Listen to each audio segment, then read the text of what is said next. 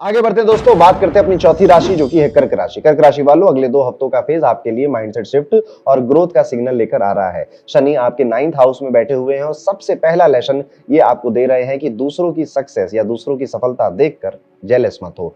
अपनी आंखें मत बंद करो, ये मत सोच लो कि उसने कुछ गलत काम किया होगा या उसका नसीब अच्छा है। इसके बजाय आपको ये सीखना है कि यार उसको कैसे मिला।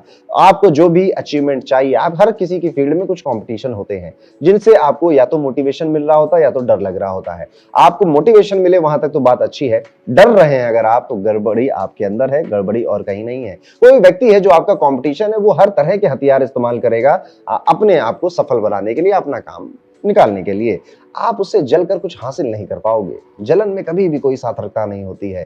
जलन में सिर्फ समय बर्बाद होता है और इंसान मीडियोकर बन जाता है। इसलिए कोशिश करिएगा, अगर ऐसा फील नहीं होता है एब्सोल्युटली फाइन, लेकिन क्योंकि ये चांसेस बहुत ज्यादा है आप ऐसा फील कर सकते हैं, तो जेन्युइनली अपने आप को झिझोरिएगा कि क्या कर रहे हो, अपनी एनर्जी इन थॉट्स में क्यों डाल रहे हो। आपको सोचना चाहिए कि मैं उससे भी 10 कदम, 20 कदम, 100 कदम इतना आगे कैसे निकल जाऊं कि मेरी बराबरी या मेरे कंपटीशन में आने वाले लोग ही डर जाएं कि यार इसके साथ तो नहीं कंपटीशन कर पाऊंगा मैं। जैसे अगर मैं आज आपसे कहूं कि एलन मस्क के साथ कंपटीशन करो, उससे अमीर बन जाओ आगे आने वाले 2 सालों में, आप शायद ये ड्रीम देखने में भी आपको मुश्किल लग रहा होगा। कई लोगों का, आप में से इक्का दुक्का होंगे जो ये शायद ये ड्रीम देखते होंगे, बट क्यों लग रहा है डर? क्यों? क्योंकि वो बहुत आगे। ऐसे ही आप अपने काम में जहां पर भी हैं इतने आगे बढ़ जाइए कि कंपटीशन आपको डराना बंद कर दे, जेलस होना बंद कर दे आपको। इस टाइम पीरियड में 2 हफ्तों में आप देखेंगे, स्पेशली 10 से लेकर 13 अप्रैल में, ये 3-4 दिन ऐसे हैं कि बहुत लो फील हो रहा है। कुछ काम करने का मन नहीं कर रहा है, कोई काम इंस्पायर नहीं कर रहा है, कोई चीज अब खुशी ज्यादा नहीं दे रही है,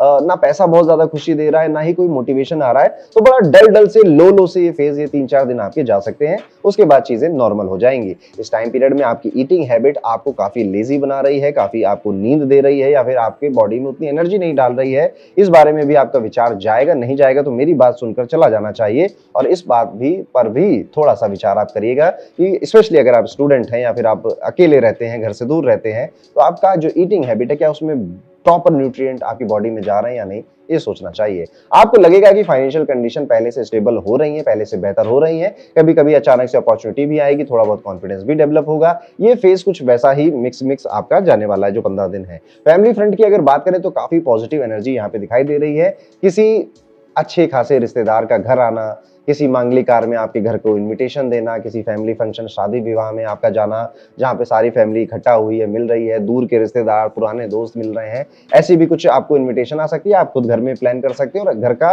एटमॉस्फेयर और आपका जो मन है इन चीजों की वजह से प्रसन्न रहेगा, खुश रहेगा, हैप्पी बनाकर जाएगा आपको। ऐसे मोमेंट में आपको फील होगा कि फैमिली बॉन्डिंग कितनी इंपॉर्टेंट होती है, यार दोस्त और अच्छे लोग, रिलेटिव घर आसपास होना कितना इंपॉर्टेंट होता है। कभी कभी एक छोटी सी खुशी भी सबको एक साथ ले आती है। ये वही टाइम है करियर के पॉइंट ऑफ व्यू से अगर मैं देखूं, जहां पर आपको क्लियर ये मैसेज मिलता है कि यार चाहे जितना काम मैं कर लूं, चाहे जितना करियर में मैं एफर्ट डालूं, पर परिवार की अपनी एक स्पेशल जगह है, उनको हमेशा प्रायोरिटी पर ही रखना है। अगर आप किसी भी तरह से कुछ डाउट्स में थे या कुछ आपको क्लियर नहीं हो रहा था, स्पेशली आपके एजुकेशन से रिलेटेड, आपके करियर में आपको कौन सा डिसीजन लेना है, इससे रिलेटेड, ये वो टाइम पीरियड है जो कि जाते जाते खत्म होते होते आपको क्लैरिटी देकर चला जाएगा।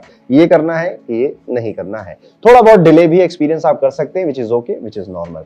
अगर विद्यार्थियों के लिए और स्पेशली बात करो तो इस टाइम पीरियड में आपको मेंटली काफी स्ट्रांग रहने की जरूरत है। कुछ लोग आपको क्रिटिसाइज करेंगे और सबसे ज्यादा आपको जो क्रिटिसाइज करेगा वो आप खुद ही हैं।